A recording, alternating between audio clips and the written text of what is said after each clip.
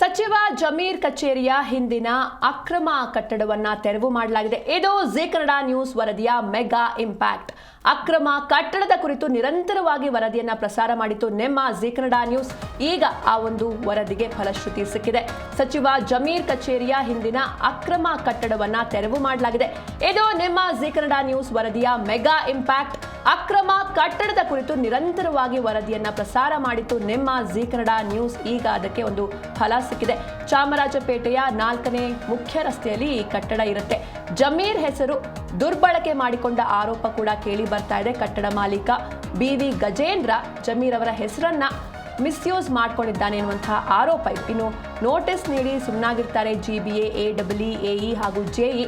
Notice ಕೊಟ್ಟರೂ ಕೂಡ ಗೃಹ ಪ್ರವೇಶವನ್ನ ಮಾಡಿರ್ತಾನೆ ಈ ಕಟ್ಟಡ ಮಾಲೀಕ ಗಜೇಂದ್ರ. ಆದೇಶ ಆಗಿದ್ರು ಈಗ ಈ ವರದಿಯ ಬೆನ್ನಲ್ಲೇ ಸಚಿವ ಜಮೀರ್ ಕಚೇರಿ ಬಳಿಯ ಅಕ್ರಮ ಕಟ್ಟಡವನ್ನ ತೆರವು ಮಾಡೋದಕ್ಕೆ ಅಧಿಕಾರಿಗಳು ಮುಂದಾಗಿದ್ದಾರೆ. ಚಾಮರಾಜಪೇಟೆಯ 4ನೇ ಮುಖ್ಯ ರಸ್ತೆಯಲ್ಲಿದ್ದ ಕಟ್ಟಡ ಅದು.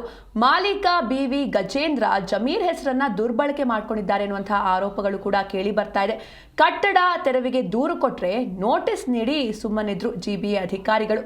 ಇದೀಗ ಕಟ್ಟಡ ತೆರವಿಗೆ ಸಕಲ ಸಿದ್ಧತೆಯನ್ನ ಕೈಗೊಂಡಿದ್ದಾರೆ. AEE ಉಮೇಶ್ ಅವರು ಈ ಬಗ್ಗೆ ಮಾಹಿತಿಯನ್ನು ಕೂಡ ನೀಡಿದ್ದಾರೆ. ಜಿ ಕನ್ನಡ ನ್ಯೂಸ್ ವರದಿಯಿಂದ ಅಕ್ರಮ ಕಟ್ಟಡ ತೆರವು ಆರಂಭವಾಗಿದೆ.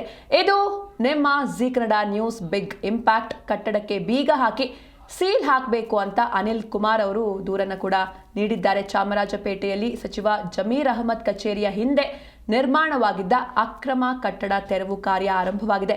ಚಾಮರಾಜಪೇಟೆಯ 4ನೇ ಮುಖ್ಯ ರಸ್ತೆಯಲ್ಲಿ ಅಕ್ರಮವಾಗಿ ಒಂದು ಕಟ್ಟಡವನ್ನ ನಿರ್ಮಾಣ ಮಾಡಲಾಗ್ತಾ ಇತ್ತು. ಕಟ್ಟಡ ಮಾಲೀಕ BV ಗಜೇಂದ್ರನಿಂದ ಜಮೀರ್ ಅಹಮದ್ ಹೆಸರನ್ನ ದುರ್ಬಳಕೆ ಮಾಡಿಕೊಂಡಿದ್ದಾರೆ ಎನ್ನುವಂತಹ ಆರೋಪ ಕೂಡ ಕೇಳಿ ಬರ್ತಾ ಇದೆ. ಕಟ್ಟಡ ತೆರವಿಗೆ ದೂರು ಕೊಟ್ರೆ ನೋಟಿಸ್ ನೀಡಿ GBA, AEE, AE ಹಾಗೂ JE ಸುಮ್ಮನಾಗ್ಬಿಟ್ಟಿದ್ರು. ಕಟ್ಟಡ ಡೆಮಾಲಿಷನ್ಗೆ ನೋಟಿಸ್ ಕೊಟ್ಟರೂ ಕೂಡ ಕಟ್ಟಡದ ಮಾಲೀಕ ಗಜೇಂದ್ರ ಗೃಹ ಪ್ರವೇಶ ಮಾಡಿದ್ರು. ಇದಿಷ್ಟೇ ಅಲ್ಲ, ಅಕ್ರಮ ಕಟ್ಟಡ ಡೆಮಾಲಿಷನ್ ಆದೇಶ ಆಗಿದ್ರೂ ಕೂಡ ಕಾಮಗಾರಿಯನ್ನ ನಡೆಸ್ತಾ ಇದ್ರು ಗಜೇಂದ್ರ. AEE ಹಾಗೂ AE ಪರಿಶೀಲನಾ ವರದಿಯಲ್ಲಿ ಕಟ್ಟಡದ ಮುಂಭಾಗ 70% ಹಾಗೂ ಬಲಭಾಗ 45.4%, ಹಿಂಭಾಗ 19.69% ಕಟ್ಟಡ ಉಲ್ಲಂಘನೆ ಪತ್ತೆಯಾಗಿತ್ತು. ಇದೀಗ ಜಿ ಕನ್ನಡ ನ್ಯೂಸ್ ನಿರಂತರ ವರದಿಯ ಹಿನ್ನೆಲೆಯಲ್ಲಿ ಅಕ್ರಮ ಕಟ್ಟಡಕ್ಕೆ ನೀಡಿರುವಂತಹ ವಿದ್ಯುತ್ ಸಂಪರ್ಕ ಕಟ್ ಮಾಡಿದ್ದಾರೆ ಬೆಸ್ಕಾಂ ಅಧಿಕಾರಿಗಳು. ಹಲೋ ಅಂಕ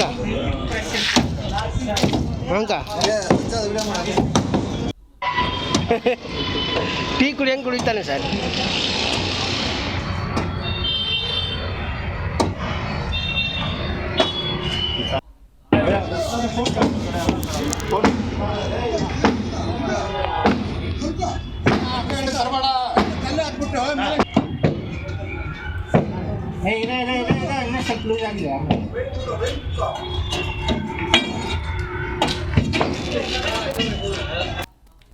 ಎಸ್, ನೀವು ಕೂಡ ದೃಶ್ಯದಲ್ಲಿ ನೋಡ್ತಾ ಇದ್ದೀರಾ. ಒಂದು 3 ಅಂತಸ್ತಿನ ಕಟ್ಟಡ, ಅದು ಪರ್ಮಿಷನ್ ಇಲ್ದಲೇ ಕಟ್ಟಿರ್ತಾರೆ. ನೋಟಿಸ್ ನೀಡಿದ್ರು ಕೂಡ ಕ್ಯಾರೆ ಅಂದೇ ಕಾಮಗಾರಿಯನ್ನು ಕಂಟಿನ್ಯೂ ಮಾಡ್ತಾ ಇದ್ರು ಗಜೇಂದ್ರ.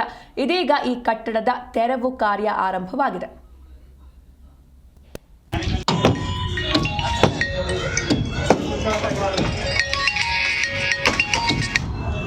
ಹಲೋ ಅಂಕ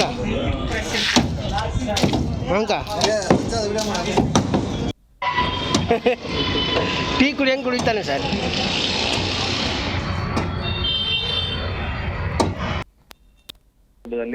ಕುಸಿದು ಬಿದ್ದು ಹಲವು ಅನಾಹುತಗಳು ಇದುವರೆಗೂ ನಡೆದಿರುವಂತದ್ದು ನಾವು ನೋಡಿದ್ದೇವೆ.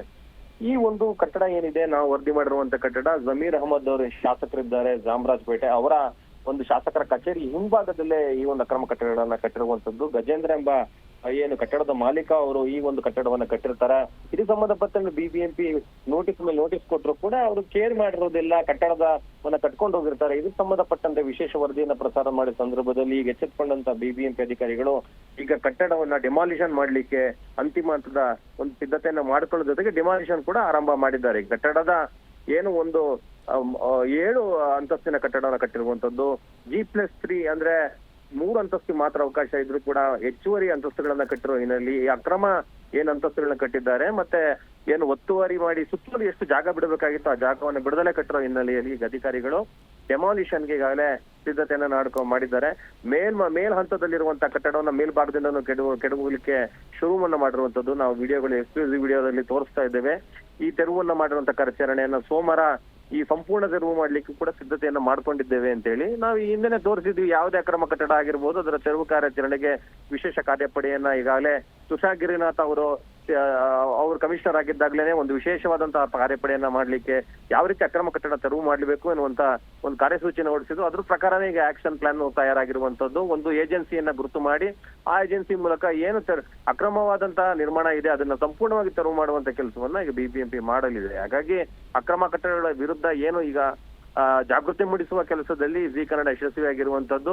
ಯಾರೇ ಆಗಿರ್ಬೋದು, ಎಷ್ಟೇ ಪ್ರಭಾವ ಆಗಿರ್ಬೋದು, ಯಾಕಂತಂದ್ರೆ ಈ ಒಂದು ಗಜೇಂದ್ರ ಎಂಬ ವ್ಯಕ್ತಿಯನ್ನ ಅಧಿಕಾರಿಗಳು ಇದಕ್ಕೆ ಅಕ್ರಮ ಕಟ್ಟಡದ ಪ್ರಶ್ನೆ ಮಾಡೋ ಸಂದರ್ಭದಲ್ಲಿ ಅವರು ಜಮೀರ್ ಅಹಮದ್ ಅವರ ಆಪ್ತರು ಎನ್ನುವಂತ ಶಿಫಾರಸನ ಅಂದ್ರೆ ಹೆಸರ ದುರ್ಬಳಕೆಯನ್ನ ಮಾಡ್ಕೊಳ್ತಾ ಇದ್ರೆ ಅನ್ನುವಂತ ಮಾಹಿತಿ ಲಭ್ಯ ಆಗಿತ್ತು. ಇದಕ್ಕೆ ಸಂಬಂಧಪಟ್ಟಂತೆ ವರದಿನ ಪ್ರಸಾರ ಮಾಡಿದ ಸಂದರ್ಭದಲ್ಲಿ ಈಗ ಅಧಿಕಾರಿಗಳು ಕೂತ ಚುರುಕಿನ ಕೆಲಸವನ್ನ ಮಾಡೋ ಜೊತೆಗೆ ಸಂಪೂರ್ಣವಾದ ಈ ಅಕ್ರಮ ಕಟ್ಟಡ ತೆರವು ಮಾಡಲಿಕ್ಕೆ ಸಿದ್ಧತೆಯನ್ನ ಕೈಗೊಂಡಿರುವಂತದ್ದು. ಸಿಂಚನ. ಓಕೆ, ಥ್ಯಾಂಕ್ ಯು ಪ್ರಸನ್ನ ನಿಮ್ಮೆಲ್ಲ ಡೀಟೇಲ್ಸ್ಗಾಗಿ. ನಿಲ್ಸಿದೀವಿ, ಡೆಮಾಲಿಷನ್ ಮಾಡ್ತಾ ಇದೀವಿ. ಲೇಬರ್ ಈ ವಾರ ಸಿಕ್ಕಿಲ್ಲ, ಸೋಮವಾರದಿಂದ ಮತ್ತೆ ಶುರು ಈಗ ಏನ್ ಸರ್ ಪ್ರೊಸೀಜರ್ ಡೆಮಾಲಿಷನ್ಗೆ ತಮಗೆ ಹೇಳಿರೋದು? ಡೆಮಾಲಿಷನ್ ಮಾಡ್ತಾ ಇದೀವಿ, ಸ್ಟಾರ್ಟ್ ಮಾಡಿದೀವಿ, ಮಾಡ್ತೀವಿ. ಯಾವಾಗ ಮಾಡ್ಬೋದು? ಸೋಮವಾರದಿಂದ ಶುರು ಮಾಡ್ತೀವಿ. ಮತ್ತೆ ಸ್ವಲ್ಪ ಮೊನ್ನೆ ಹೋದವಾರ ಸ್ವಲ್ಪ ಮಾಡಿದೀವಿ, ಹಾ ಮತ್ತೆ ಸೋಮವಾರದಿಂದ ಮತ್ತೆ ಶುರು ಮಾಡ್ತೀವಿ.